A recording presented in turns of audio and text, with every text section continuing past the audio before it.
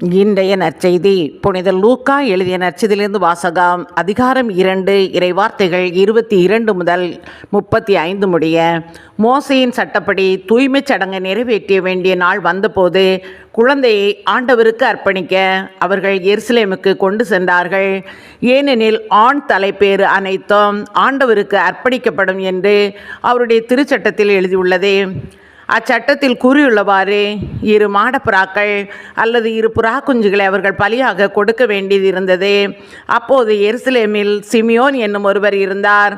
அவர் நேர்மையானவர், இறைப்பற்று கொண்டவர், இஸ்ரேலுக்கு வாக்களிக்கப்பட்ட ஆறுதலை எதிர்பார்த்திருந்தவர். தூய ஆவியை அவர் பெற்றிருந்தார்.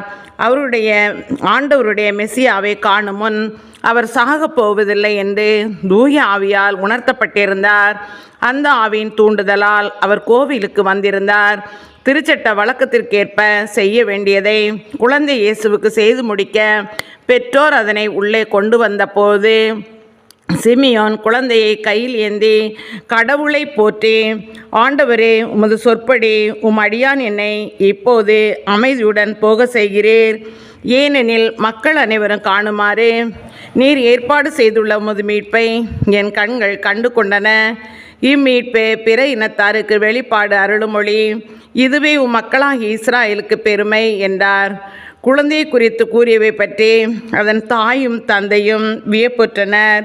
சிமியோன் அவர்களுக்கு ஆசை கூறி அதன் தாயாகிய மரியாவை நோக்கி, இதோ இக்குழந்தை இஸ்ரேல் மக்களுள் பலரின் வீழ்ச்சிக்கும் எழுச்சிக்கும் காரணமாக இருக்கும், எதிர்க்கப்படும் அடையாளமாகவும் இருக்கும்.